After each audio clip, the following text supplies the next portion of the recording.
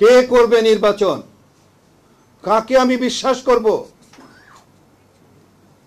কাকে আমি বিশ্বাস করব?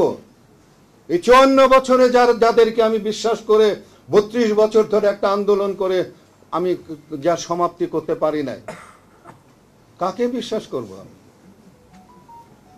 আপনারা তো বড় বড় কথা বলে যাচ্ছেন, বড় বড় থিওরি দিয়ে যাচ্ছেন, করবেটা কে? সংস্কার কে করবে?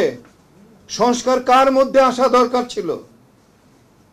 সবচেয়ে যারা রাজনীতি করছেন, যারা রাজনীতিবিদ, তাদের মধ্যে কি কোনো পরিবর্তন আসছে?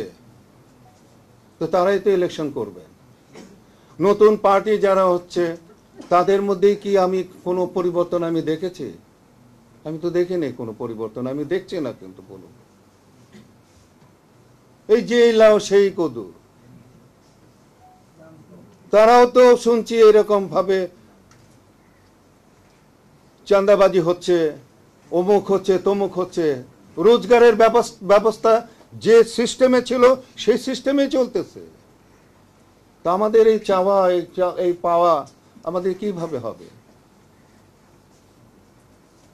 আমার যেটা মনে হয়, এই জুলাইয়ের বিপ্লবে এই যে আমার যে ছোট ছোট সন্তানরা যারা প্রশ্ন করছে কি হলো, সেই প্রশ্নের সূত্র ধরে আমাদেরকে আগাতে হবে। এদের প্রশ্নের জবাব দিতে হবে আমাদেরকে, এবং সেই জবাব দেওয়ার জন্য যারা রাজনীতি করছেন, যারা রাজনীতিবিদ, তাদেরকে প্রশ্ন করেন যে আপনারা কি করছেন? আপনাদের সংস্কার কোথায়? আপনাদের পরিবর্তন কোথায়?